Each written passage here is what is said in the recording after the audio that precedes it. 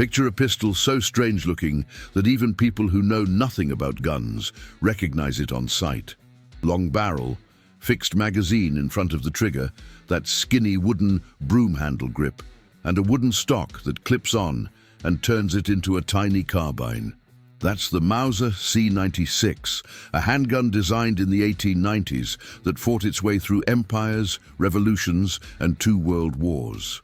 More than a century later, collectors are still chasing original examples, paying serious money for pistols that are older than their grandparents. Why? Because the C96 isn't just a gun. It's an engineering experiment that actually worked. A status symbol carried by officers and revolutionaries, a movie icon, and a time capsule from the moment when handguns first went truly modern. Today, we're going to break down what the C96 really was, how it spread across the world, and why serious collectors are still hunting originals like treasure maps in steel and wood. When the Mauser C96 appeared in 1896, most people still thought of handguns as revolvers. Semi-automatic pistols were brand new technology, and most early designs were either fragile, awkward, or underpowered. The Fiedel brothers, working for Mauser, took a completely different approach. They built what they called Construction 96 around a short recoil locked breech system, feeding from a fixed box magazine ahead of the trigger. It was complicated, even by the standards of the day, but it worked, and it worked well enough that the C96 quickly earned a reputation as the most advanced fighting pistol in the world. The C96's most controversial choice was its cartridge. Mauser didn't just chamber it in some existing mild pistol round. They created the 7.63 25mm Mauser, a bottlenecked, high-velocity cartridge that drove an 86-grain bullet at roughly 1,400 feet per second out of the standard barrel. At a time when most service revolvers launched slower, heavier bullets on much more arcing trajectories, this flat-shooting round gave the C96 effective range, penetration, and accuracy that simply outclassed most handguns on Earth. For decades, 7.63 Mauser was the fastest commercial pistol cartridge available, until the .357 Magnum arrived in the 1930s. Visually, the design was like nothing else.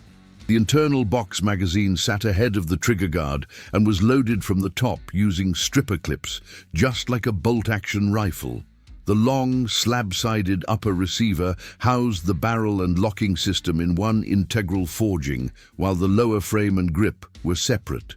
The distinctive broom handle grip came from a simple need to package the fire control parts and mainspring in a narrow wooden housing. That odd shape turned out to be surprisingly ergonomic, especially for shooters with smaller hands, and it gave solid control under recoil for a pistol of this power and weight. One of the cleverest features was the detachable wooden shoulder stock that doubled as a holster. You could slide the rear of the pistol into the stock, lock it in place, and suddenly you weren't holding just a sidearm. You were holding a stocked carbine. Combined with the high-velocity cartridge and long sight radius, this setup made the C96 genuinely effective out to 150-200 meters in practiced hands, something very few pistols could honestly claim at that time.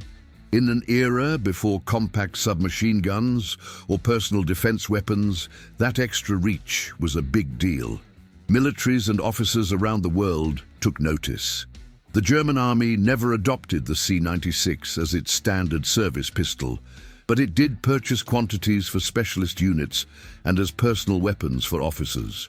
British officers, who were often required to buy their own sidearms, bought C96 pistols privately for use in colonial campaigns, appreciating the extra firepower and range.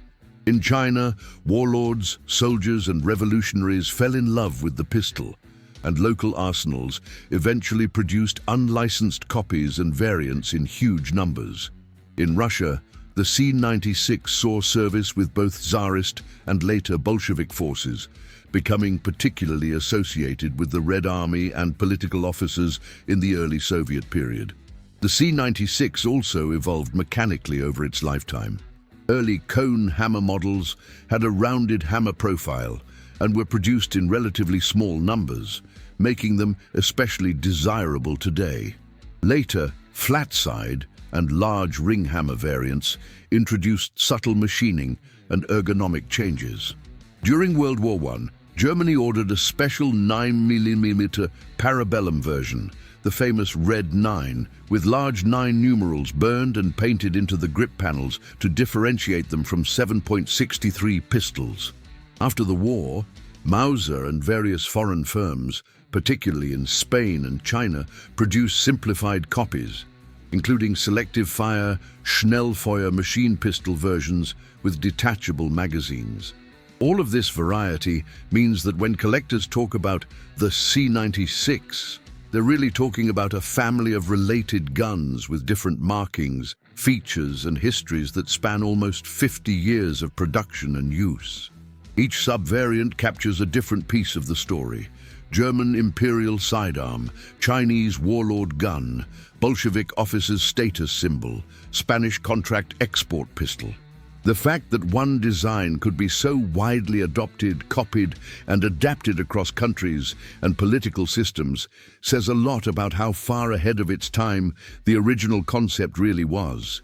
More than a century after the first C96 left the Mauser factory in Oberndorf, original examples are still actively hunted by collectors, and the demand doesn't seem to be slowing down. Part of that is simple scarcity. Mauser produced somewhere around 1 million C96 pistols between the 1890s and the late 1930s. But those guns went through 2 world wars, civil wars, coups, police service, and decades of rough handling. Many were worn out, scrapped, rebarreled, refinished, or heavily modified. Others were captured and used until they literally fell apart. Finding a pistol today that still wears its original finish, has matching serial numbers on all major components, and comes with its correct shoulder stock is far from easy. That scarcity really shows up in pricing. Price trend data for C96 pistols in the US market indicates that even average condition examples have crept up steadily in value over the last decade, with rare or very fine pistols now bringing several $1,000s at auction. Certain sub-variants, the early cone hammer models, original commercial flat-side pistols, genuine German contract Red 9s, and factory-made carbine versions, sit on an even higher tier, often commanding significant premiums when accompanied by documentation or provenance. Collectors also love their puzzles, and the C96 platform is full of them. Many pistols have mismatched parts, replacement barrels, or reproduction stocks and holsters. Distinguishing original Mauser production from Spanish or Chinese copies, identifying reworked guns versus factory configurations, and spotting outright fakes all become part of the game. There are entire guides, videos, and forum threads dedicated just to authenticating roll marks, machining patterns, grip shapes, and proof stamps on C96s. For a certain type of collector, that detective work is half the fun. Then there's the historical romance. Unlike some pistols that lived quiet lives in police holsters, the C96 seemed to show up at every major upheaval of the early 20th century. It appeared in the Boer War, the Boxer Rebellion, the Balkan conflicts, both world wars, the Russian Revolution, and countless smaller wars and uprisings. It was carried by officers of empires and by rebels trying to tear those empires down. When you hold one, especially an early example with worn grips and rounded edges, you're not just holding a piece of steel, you're holding something that may have crossed continents in a soldier's holster, served with a Chinese warlord, or ridden through a European battlefield in the hand of an officer shouting orders over artillery fire. Cultural impact adds another layer. The C96's distinctive profile, long barrel, slab-sided upper, broomhandle grip, has shown up in classic films, pulp novels, and video games for decades. Even people who know nothing about gun history will often recognize it from old adventure movies or from its obvious influence on science fiction props. That shape is instantly identifiable. For collectors, that recognition factor gives the C96 a kind of star quality. It's not just a rare gun, it's a famous one. Having one in your safe feels a bit like owning a movie car or an original vintage watch that everyone has seen on screen. For American collectors in particular, the C96 also scratches a different itch than more common classics. Many folks already have a 1911 or a Luger on their someday list, but a C96 sits a bit outside that standard track. It's European, but it saw truly global use. It's mechanically advanced, but visually old school. It's both a military pistol and, in many versions, a commercial sidearm that civilians bought and carried. That versatility in roles makes it appealing to people whose collections are organized around themes like early self-loading pistols, revolutionary firearms, or iconic sidearms across major conflicts. All of this explains why, when an original unmolested C96 with matching stock comes up for sale, serious collectors move fast. They know that there simply aren't many left in that condition, and each year the pool shrinks a little more as guns get damaged, lost, or locked away into long-term collections.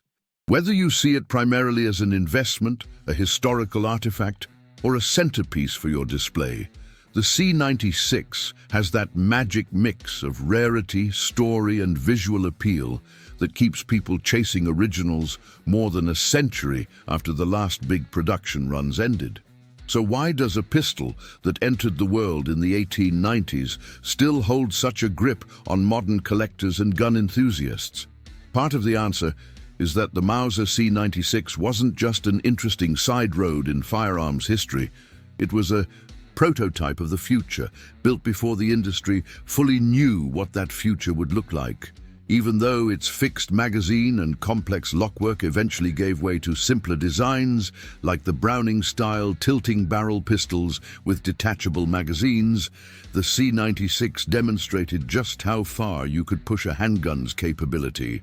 It combined high velocity, decent capacity for its era, and the ability to convert into a stocked carbine. In a world before compact rifles and submachine guns, that was a radical level of flexibility. You can see echoes of that thinking today in modern PDWs and braced pistols that blur the line between sidearm and carbine. The C96 also serves as a reminder that innovation doesn't always march in straight lines. Some of its solutions, like the forward magazine and stripper clip loading, were eventually abandoned in favor of detachable box magazines, but those early choices brought important experience. Designers learned what worked in the real world, what armies actually wanted, and what could survive rough field conditions. Ideas like the stock holster, while less common now, shaped thinking about how to maximize the utility of a personal weapon. For today's collector, especially an American buyer with a bit of gray in their hair, the C96 offers something beyond specs and engineering. It's a tangible link to a time when technology was accelerating, empires were trembling, and individuals could carry the cutting edge of firearms development on their hip. It's a reminder that what we think of as modern handguns didn't appear overnight. They evolved through bold, sometimes strange experiments like this one. The fact that collectors are still hunting original Mauser C96 pistols more than 100 years after their debut tells you something profound about how we connect to objects. A C96 isn't just an asset on a spreadsheet or a serial number on a list. It's a story you can hold in your hands, a machine that outlived the men who carried it, and a symbol of a moment when the future of handguns took a sharp turn toward what we now take for granted. For some, that's reason enough to chase one down, pay the premium, and give it a place of honor in the safe. For others, just knowing the story behind that odd old broom-handle pistol, the one that keeps showing up in history books and on auction catalogs, changes how you look at the pistols we carry today. If a designer in the 1890s could build something this ambitious and durable, it makes you wonder what people 100 years from now will think when they look back at the guns we're arguing about today.